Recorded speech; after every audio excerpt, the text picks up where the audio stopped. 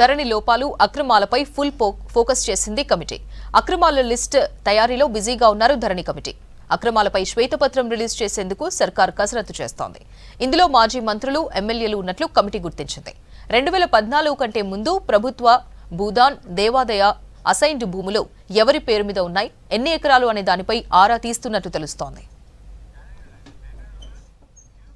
మరిన్ని details Yadagiri live లో అందిస్తారు. యాదగిరి, ఏంటి అప్డేట్స్? అపర్ణ, ఏదైతే ధరణి పోర్టల్ను గత ప్రభుత్వం అందుబాటులోకి తీసుకొచ్చినప్పటి నుంచి కూడా దీని మీద కాంగ్రెస్ పార్టీ ఆరోపణలు చేస్తూనే ఉన్నారు. అందులో లోపాలున్నాయి, దాన్ని పూర్తి స్థాయిలో సవరణ చేయాల్సిన అవసరం ఉంది. దీనివల్ల చాలామంది రైతులు కూడా ఇబ్బంది పడుతున్నారు. ఏదైతే భూ సమస్యల పరిష్కారం పేరుతోని ధరణి పోర్టల్ తీసుకొచ్చారో, ఆ ధరణి పోర్టల్ వచ్చిన తర్వాత ఉన్న సమస్యలు పరిష్కారం కావడం పక్కన పెడితే లేని సమస్యలను కొత్తగా క్రియేట్ చేసినట్లయింది అని చెప్పేసి చాలామంది కూడా రైతులు ఆవేదన వ్యక్తం చేస్తున్నారు. చాలామంది కార్యాలయాల చుట్టూ, మండల కార్యాలయాల చుట్టూ, కలెక్టరేట్ చుట్టూ కాళ్ళరిగలు తిరిగినా ఎవరు కూడా పట్టించుకోవట్లేదని చెప్పేసి పెద్ద ఎత్తున ఆరోపణలు కూడా చేశారు. చాలామంది రైతులు ధర్నాలు చేసిన సిచ్యువేషన్ కూడా మనం చూసాం.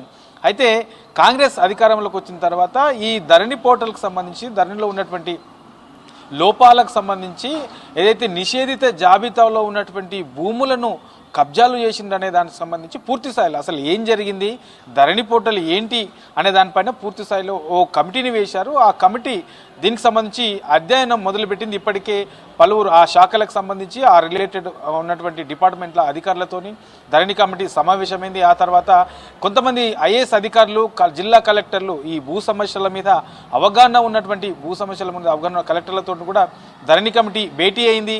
ఆ తర్వాత ఈ హైదరాబాద్ చుట్టుపక్కల ఉన్నటువంటి కొన్ని ఏరియాలకు గ్రౌండ్ లెవెల్లో వెళ్ళి అక్కడ ఉన్నటువంటి సమస్యలు ఏంటి, ప్రధానంగా రైతులు ఆరోపణలు చేస్తున్నది ఏంటి, ధరణిలో ఉన్నటువంటి లోపాలు ఏంటి, అక్కడ ఉన్నటువంటి సమస్యలు ఏంటి అనే దానిపైన కూడా గ్రౌండ్ లెవెల్లో ఈ ధరణి కమిటీ ఆరాధించింది. ఆ తర్వాత ఈ ధరణి పోర్టల్లో ప్రధానంగా ఎలాంటి లోపాలు ఉన్నాయి, ఎందుకు ఇంత వ్యతిరేకత వస్తుంది, ఎందుకు వీటిని ఈ సవరణ చేయలేకపోతున్నారు అనే దానిపైన లోతుగా అధ్యయనం చేస్తే అందులో ఉన్నటువంటి అక్రమాల చిట్టా ఒక్కొక్కటి బయటపడుతూ ఉన్నది. ఇప్పటికే ధరణి కమిటీకి సంబంధించిన సభ్యులు కోదండరెడ్డి మీడియా సమావేశం పెడుతూ దీంట్లో ప్రస్తుతం రాజ్యసభ సభ్యుడిగా ఉన్నటువంటి సంతోష్ రావు అనే వ్యక్తి కూడా దీనికి సంబంధించి ఏదైతే మేడ్చల్ జిల్లా ఉందో, మేడ్చల్ జిల్లాలో 23 ఎకరాలు ఇది నిషేధిత జాబితాలో ఉంది. ఈ నిషేధిత జాబితాలో ఉన్నటువంటి వాటి భూములను ఎవరు కూడా తీయడానికి వీలు ఉండదు, ఎవరి పేరు మీద కూడా ఉండవు. ఉంటే ప్రభుత్వ భూములు ఉండాలి, లేదంటే కొన్ని ఏదైతే ఇబ్బందిగా ఉన్నాయో, లేదంటే కొన్ని కేసెస్గా ఉన్నాయో అట్లాంటి వాటిని కొన్ని నిషేధిత జాబితాలో ఉంచుతారు. కానీ అందులో ఉన్నటువంటి భూములకు సంబంధించి ఈ సంతోష్ రావు అనే వ్యక్తి, రాజ్యసభ సభ్యుడు 23 ఎకరాలు తన పేరు మీదుగా చేసుకున్నారని చెప్పేసి ఇప్పటికే దానికి సంబంధించి పట్టబయలు చేశారు. సో ఇట్లా కేసీఆర్ కుటుంబానికి సంబంధించి ఈ ధరణికి సంబంధించిన దాంట్లో ఈ నిషేధిత జాబితాలో ఉన్నటువంటి భూములను వాళ్ళ పేరు మీద చేసుకున్నారు.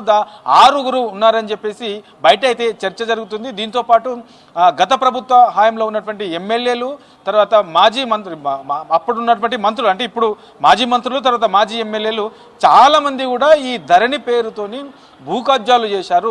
నిజమైనటువంటి రైతులకు రావాల్సినటువంటి భూములు, పట్టాదారుల పేర్లు ఉన్నటువంటి భూములన్నీ కూడా వీళ్ళు నిషేధిత జాబితాలో ఉన్నటువంటి వాటిని నిబంధనలు ఉల్లంఘిస్తే అక్రమంగా వాళ్ళ పేర్ల మీద చేర్చుకున్నారు అనే దానిపైన పూర్తి స్థాయిలో ఒక రిపోర్ట్ అయితే తయారు చేస్తున్నారు. పెద్ద ఎత్తున ఎవరెవరు ఉన్నారు, ఏంటి, ఏ స్థాయి వాళ్ళు ఉన్నారు అనే దానిపైన పూర్తిగా వాళ్ళ చిట్ట అయితే తీసే పనిలో పడ్డారు. సో ఇప్పుడు ఈ ఎన్నికల కోడ్ ఉంది కాబట్టి ఎన్నికల కోడ్ తర్వాత దీనికి సంబంధించి ఎవరెవరు ఎంత భూ కబ్జా చేశారు, ఈ ధరణిలో ఉన్నటువంటి భూములను ఎవరెవరి పేర్ల మీద ఎట్లా రాయించుకున్నారు అనే దానిపైన పూర్తి స్థాయిలో ఒక నివేదికను తయారు చేసే పనిలో పడ్డది. ఆ తర్వాత దీనిపైన ఈ ధరణి పోర్టల్కి సంబంధించి అక్రమాలు, లోపాలు, ఇందులో ఉన్నటువంటి భూములను ఎవరెవరు కబ్జా చేశారు, ఎక్కడ మాయం చేశారనే దానిపైన పూర్తి స్థాయిలో ఒక శ్వేతపత్రం కూడా ప్రభుత్వం విడుదల చేయడానికి సిద్ధమవుతుంది. ఇక ప్రభుత్వ భూములు, భూదాను భూములు, అసైన్ భూములు, ఇట్లాంటి భూములకు సంబంధించి 2014 కంటే ముందు ఎంత ఉండే, ఎన్ని ఎకరాలు ఉండే, ఎక్కడెక్కడ ఉండే, ఎవరి పేరు మీద ఉండే, 2014 తర్వాత తెలంగాణ వచ్చిన తర్వాత బీఆర్ఎస్ ప్రభుత్వం అధికారంలోకి వచ్చిన తర్వాత ఆ భూములను 2014 కంటే ముందు ఉన్నట్టు భూములను 2014 తర్వాత ఎన్ని ఎకరాలుగా మిగిలింది, ఎవరెవరి పేరు మీదకి మారాయి అనే దానిపైన కూడా పూర్తి స్థాయిలో లోతుగా అధ్యయనం చేస్తున్నారు. ఆ తర్వాత ధరణి పోర్టల్ వచ్చిన తర్వాత 2014 కంటే ముందు 2014 తర్వాత ఆ ధరణి పోర్టల్ 2020లో ధరణి పోర్టల్ వచ్చిన తర్వాత ఎవరెవరి భూములు ఎట్లా మారాయి అనే దానిపైన పూర్తి స్థాయిలో అయితే కసరత్తు చేస్తుంది. ఆ తర్వాత దీనిపైన ఒక శ్వేతపత్రం కూడా విడుదల చేసేందుకు ప్రభుత్వం సిద్ధమవుతుంది. సో ఇప్పటికే ఆల్రెడీ దీనిపైన ఎవరెవరు ఉన్నారు ఏంటి అనే దానిపైన పూర్తి ఒక నివేదిక అయితే తయారు చేసినట్లు తెలుసా ఉంది. దీనికి సంబంధించి ఎవరున్నా ఎంత పెద్దవారున్నా దీని వెనుక ఎవరు అక్రమాలకు పాల్పడ్డా వాళ్ళపైన చట్టపరమైనటువంటి చర్యలు తీసుకోవడానికైతే ప్రభుత్వం సిద్ధమవుతుంది. ఈ కోడ్ తర్వాత పూర్తి స్థాయిలో ఎవరెవరు ఏ రకంగా అక్రమాలు చేశారు, ఏ రకంగా ఈ భూములను కబ్జా చేశారు, ఎవరి పేరు మీద ఎంత ఉన్నది అనే దానిపైన పూర్తి స్థాయిలో ఒక శ్వేతపత్రం విడుదల చేయడానికి ప్రభుత్వం సిద్ధమవుతుంది.